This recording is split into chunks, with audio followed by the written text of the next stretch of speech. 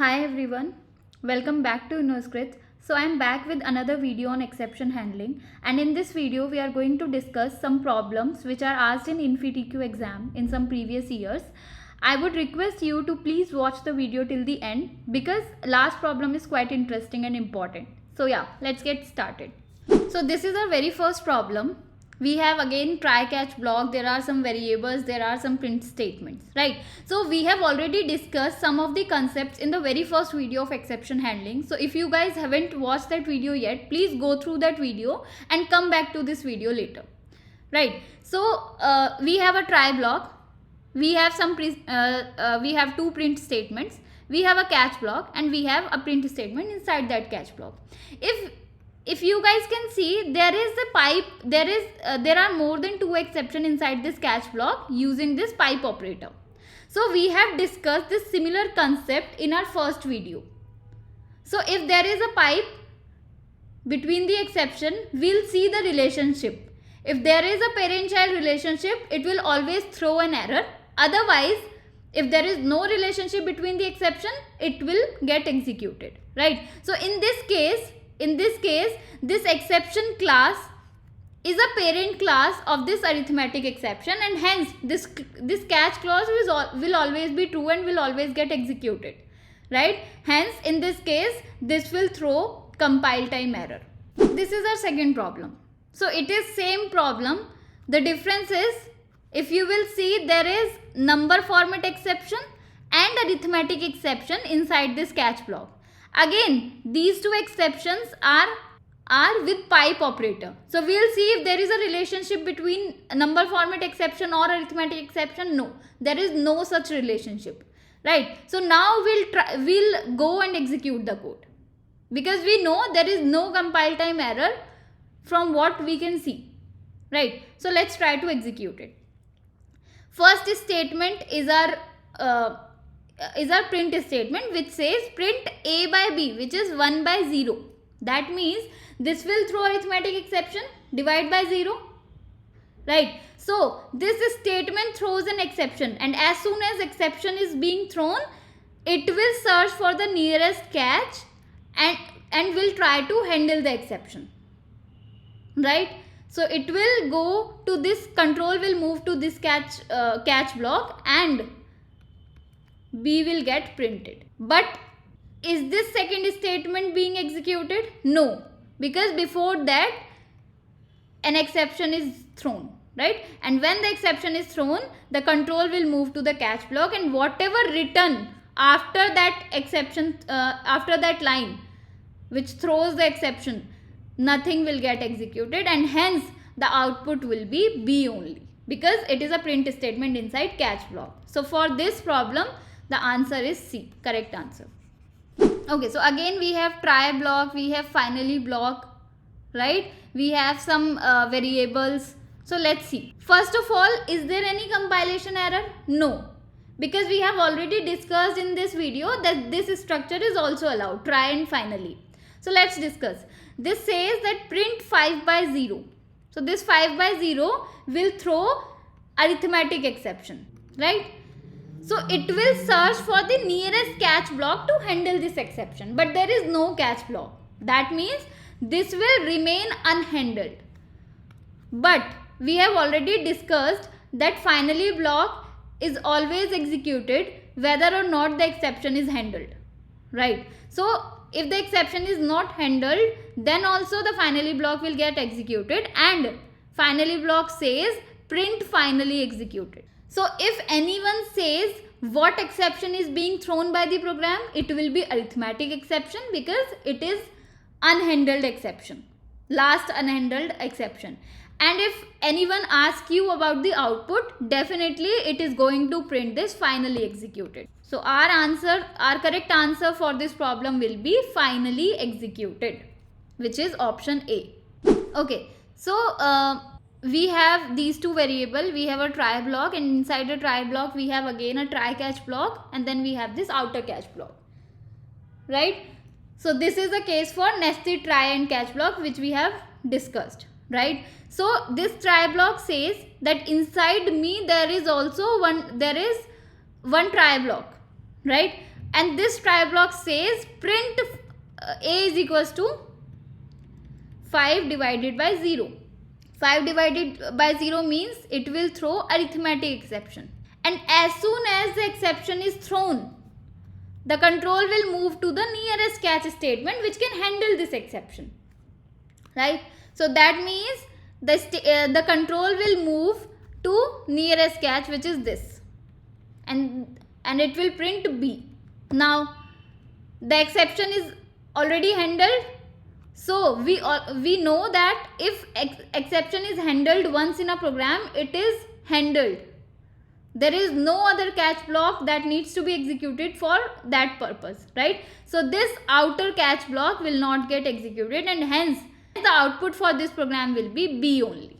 Okay, so let's see. Again, the output has to be evaluated.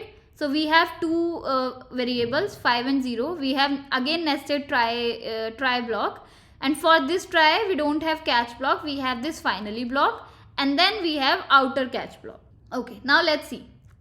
It says that A is equals to again A by B, which is 5 by 0. So again there will be arithmetic exception. So it will go and search for the nearest catch statement.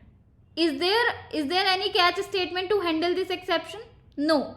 That means an arithmetic exception occurs. An arithmetic exception occurred, but it is not handled yet. But there is a finally block. So if there is no catch block corresponding to this try block, the finally block will get executed. So it will print B, right?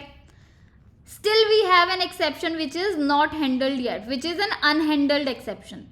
So now it will come out of this try block, and it will see, is there any catch block that can handle this arithmetic exception? Yes. So the outer catch block will get executed, and it says print A. So the output will be B and A, right? We already mentioned that in the first video, that if there are nested try catch block and an exception is being handled by the inner catch block, the outer won't get executed. But if it is not handled by inner catch block, it will be handled by outer catch block if it is capable of handling that exception. So in this case, there is no inner catch block, then finally is executed for that corresponding try block. So B is printed, and since we have a outer catch block that can handle this arithmetic exception, A will get printed. So the output will be B and A, which is option number C. Now if you will see, there are two options.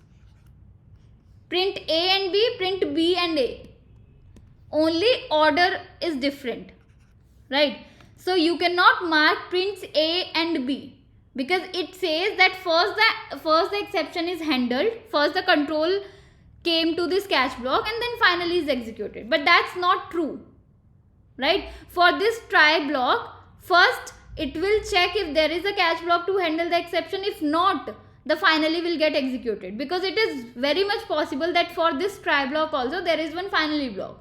So first the whole execution for this try block will get completed, and then the control will move to the outer blocks. So the result will be BA in this case, not AB.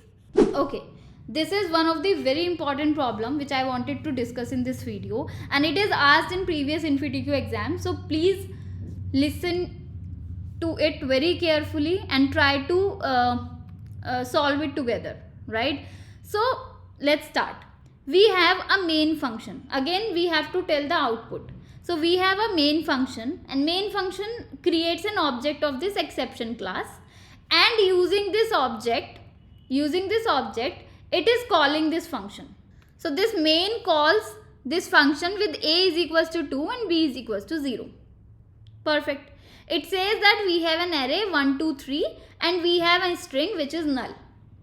So first statement will be, which is getting printed, will be before any exception. So let's see if we can reduce any of the options, right? So before any exception, we'll remove the option which don't have before any exception at first place. Before any exception, okay. So all the four options have before any exception as the first printed statement. So that means we cannot reduce anything from this point. Let's move to the try block.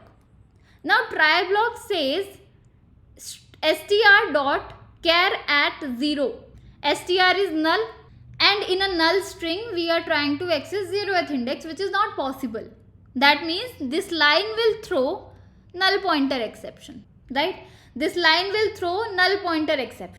If it has thrown the null pointer exception, it will search for the nearest catch block that can handle this exception.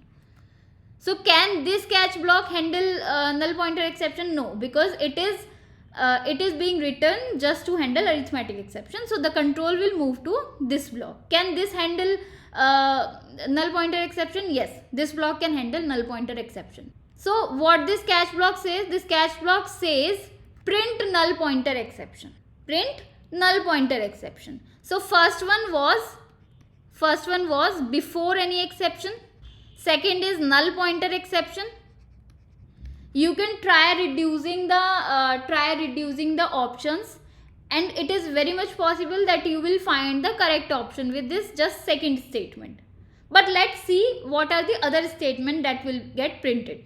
So once the exception has been caught, the other catch block will not get executed, and also once the exception has been occurred, this is the line on which exception occurred, right? So that means the below two statement will not get executed, right? So only the finally block will get executed after this null pointer exception, right? So finally says in finally, print in finally. So in finally will get printed.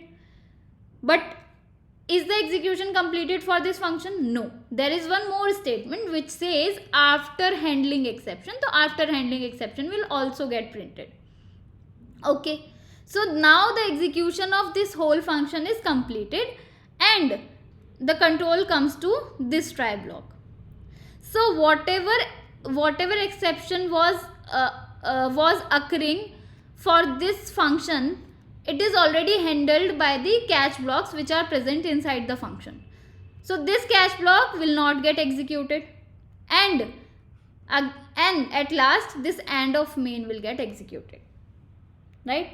So we followed the same steps we discussed till now. First we see what exception is being thrown. Then we see is there any catch block that can handle that exception. If yes, we went to that catch block and we saw what is happening inside that catch block. Now after the execution of this catch block, we see if there is a finally block corresponding to that try block. Yes, there was a finally block. So whatever was inside the finally block was printed, which is in finally. Now this whole exception thrown and caught thing completed. So there is a last statement which says print after handling exception. So we printed that, and now the control will return to the main function, and there was no unhandled exception from that function which was being called. So the last statement will be executed, which says print AND of main, right? So now we have before any execution, all four option has this null pointer exception, null pointer exception. Only D option has this null pointer exception. So let's match before any exception, null pointer exception, then in finally, then after handling exception, and then AND of main. So these are the 5 options which we got from this code, and this is the correct answer, right? So I hope you understood how we executed this whole program, this whole code, and get this answer. So D is the correct answer, right? We have covered a lot many problems on exception handling. I would request to practice more and more. Please try to execute the code snippet just to have better clarity, right? How everything is working, what are the statements. Try to add some statement, try to remove some statement to have better clarity on the things we are doing, right? I hope you like this video. Yeah, that's it for this video. Let's meet in the next video. Thank you.